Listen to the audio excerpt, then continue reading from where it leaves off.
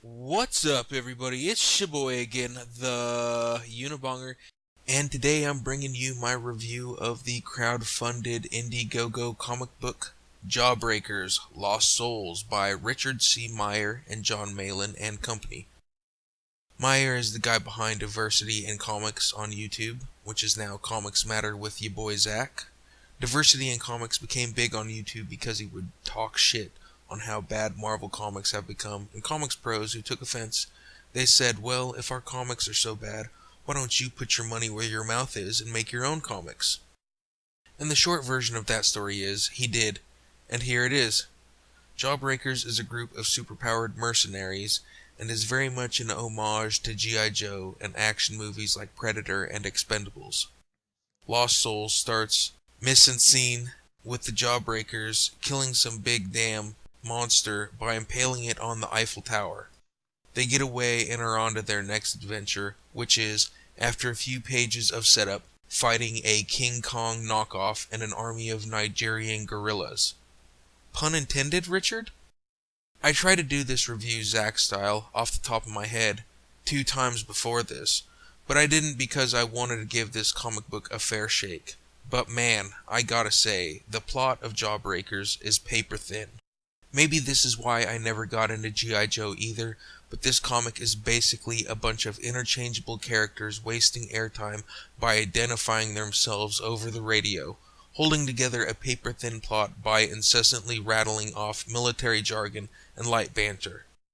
Which, I know, sounds pretty bad when I say it, but it isn't necessarily a bad thing for a comic book.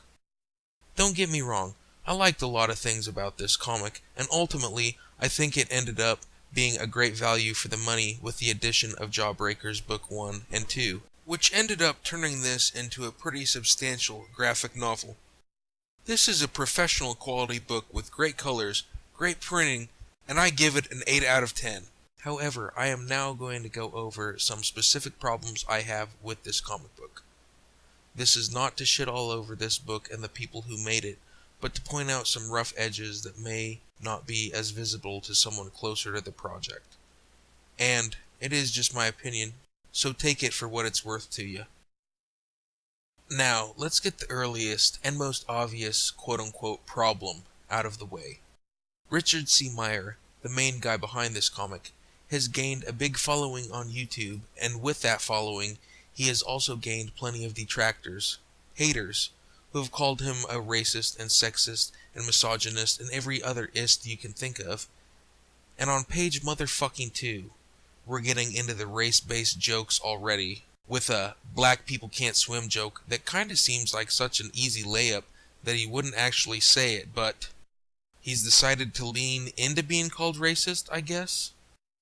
Honestly, it doesn't bother me, but for how Richard as Diversity in Comics bent the knee and basically tried to pay off his haters by giving a bunch of money to some LGBTQ charity, I thought he would have avoided anything like this altogether and steered another direction, but good for him, I guess?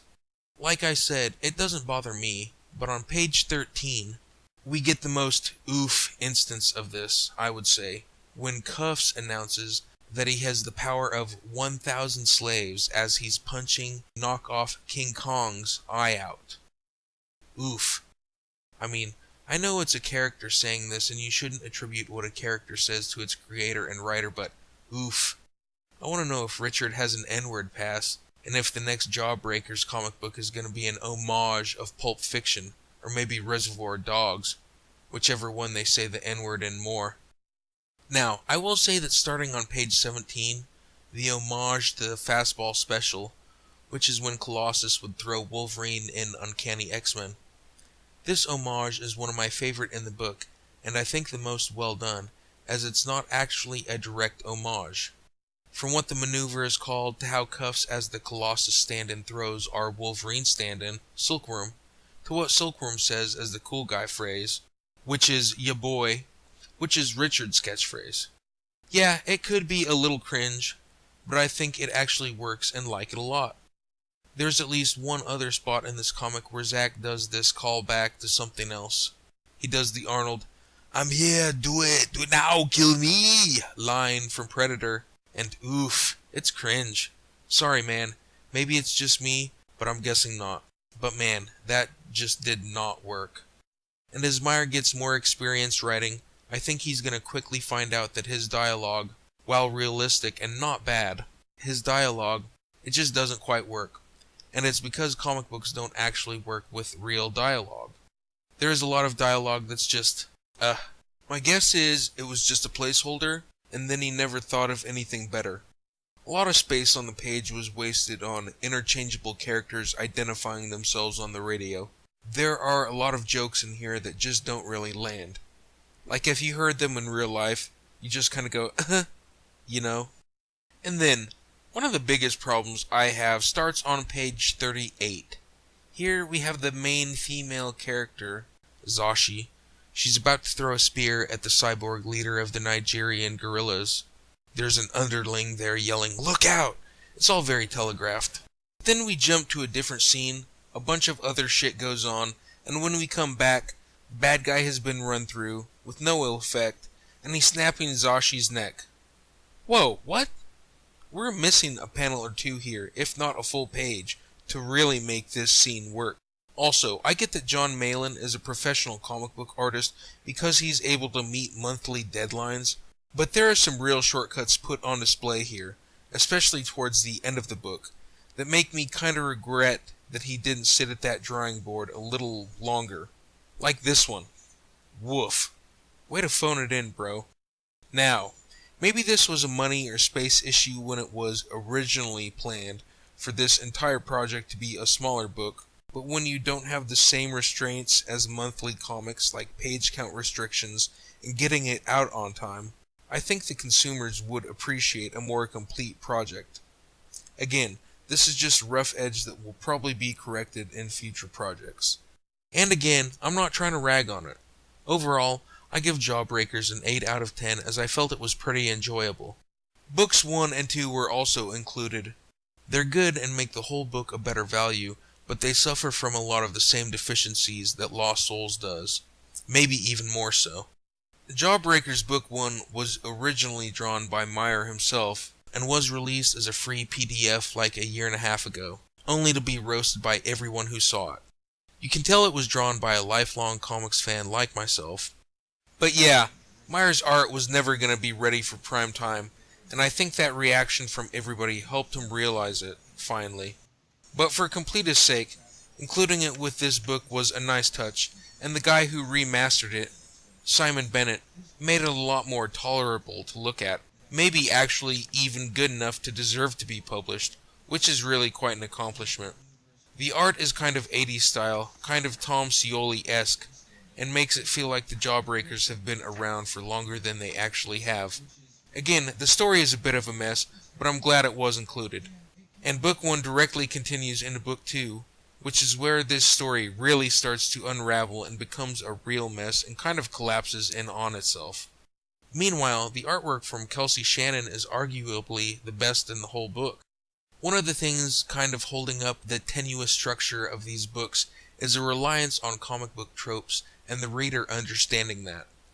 There could be crossovers with characters from other comic books. This could be continued from a comic you don't have, etc., etc. And in Book 2, we run into some supervillain we're supposed to know that's selling hot dogs? The Jawbreakers all kinda act even more like over-the-top cartoon characters? One of their own gets blown up by a landmine, so they throw his body on another landmine? What? Man, this really just breaks down into gobbledygook for me. We get Dr. Man and a Fantastic Four knockoff and the God Gun and... Seriously, it just devolves into an incomprehensible mess by the end of it, and it ends with another cliffhanger. Jesus, help me climb out of this rabbit hole. Now, I helped crowdfund this book because I was a fan of Diversity in Comics' YouTube channel and felt he had a lot of worthwhile criticisms of what the comic book industry has turned into.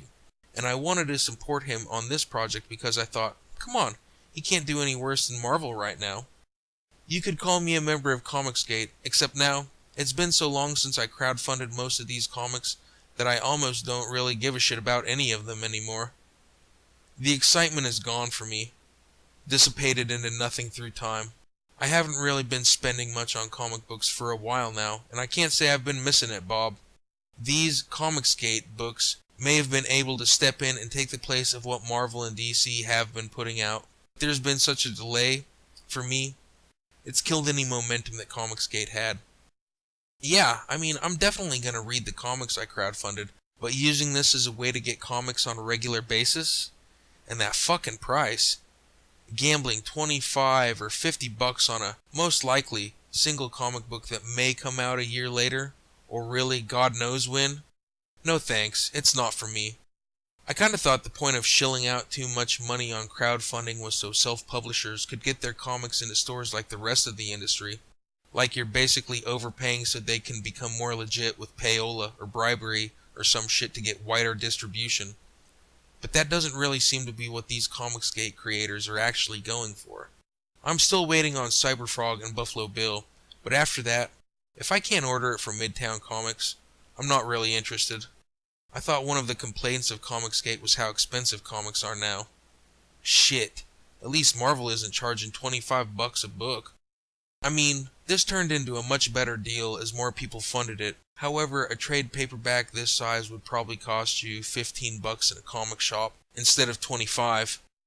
I think after this first wave of releases, when Comicsgate goes back to the well with various second projects, they're gonna get a rude awakening when people aren't willing to shell out as much money anymore. But we'll just have to wait and see.